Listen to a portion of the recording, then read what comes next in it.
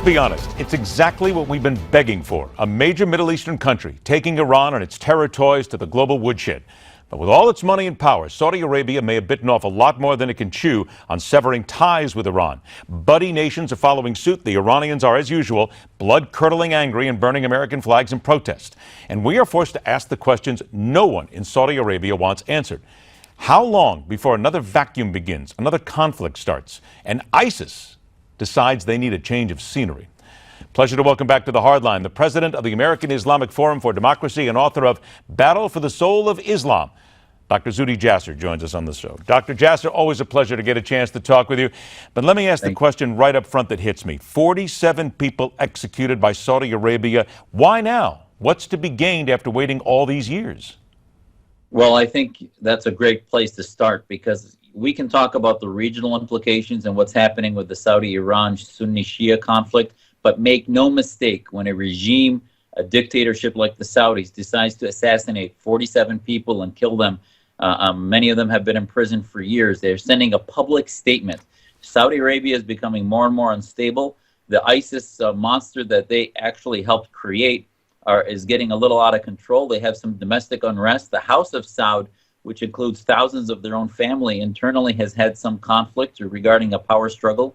So there's no better way to stomp down a restless people than to publicly execute 47 people. Remember, 43 of them that were executed were Sunnis. So 4 of them were Shia. So the secondary benefit was to, oh, by the way, let's go ahead and assassinate a Shia cleric in order to make it clear. I mean, their talking points in Al Jazeera, Ed, were that, oh, they were balanced. It was Sunni and Shia. So they threw in the Shia cleric in order, in a Machiavellian sense, to antagonize the region, make it seem like they're in a war, while internally it was really about domestic unrest. Antagonize the region and make it seem as if they're at war.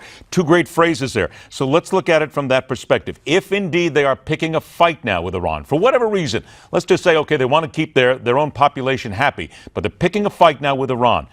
Are the Saudis strong enough, militarily, intelligence-wise, whatever else they would need, if indeed Iran decided, and the Iranians, let's be honest, are just as crazy as people sometimes think they are, who just might start a war just for giggles and grins?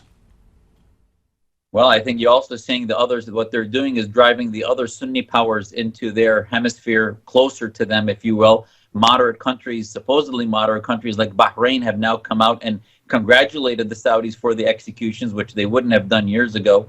And so basically what they're doing is bringing the Sunni powers closer. They're also going to cause the United States and other Western allies to say, you know what, our old 20th century allies in the Arab Sunni regimes need to step up and become our allies, because Russia is on the side of Iran, Assad, and Hezbollah. So therefore, they're also going to cause us, even though our president has been asleep, he's going to back into defending the Saudis, whether he wants to or not. So they see the writing, and also they see a nuclear deal that's falling apart. They've already had talks with Pakistan about maybe a quick way that they could obtain a weapon if Iran gets one. So a lot of this is sort of stoking fires so that they have excuses to stay lockstep with Iran's power potential in the region, as they've been testing ballistic missiles and other things in the past few weeks. You use the words nuclear, and I've heard other people use it as well. There's been a lot of talk about what's happening in Iran.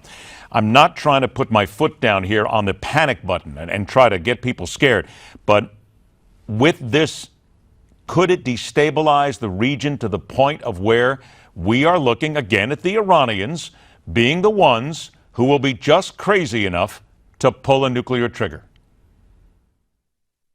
Well, we know right now, supposedly, they don't have the capability to do that. But not yet. Ultimately, with the Saudis, they may ultimately try to create a conflagration that will begin a flare-up that maybe lets them go into Bahrain, maybe does other things. I don't think they would do the nuclear trigger because of how close Saudi is to them. But we may see an India-Pakistan type evolution, where if Iran gets a weapon, then Saudi Arabia is going to have one also. But you know, anything's possible as this Cold War between the Sunni Shia is starting to warm up. And by the way, it's been pretty hot in Syria to start with. The 2 sides of what I call a genocidal sandwich in Syria, between the genocide the Shia side of Assad and Iran is doing to the Sunnis, and what the ISIS folks are doing to the minorities, has been a warm part of this Cold War going on now for 4 years. I got about 20 seconds left here. ISIS, I mentioned them. Is it just possible that this opens up some sort of a vacuum? ISIS decides they need that change of scenery now, and ISIS brings the fight to Saudi Arabia. That, Ed, is exactly what I think is happening internally, which is why these executions happened a few days ago.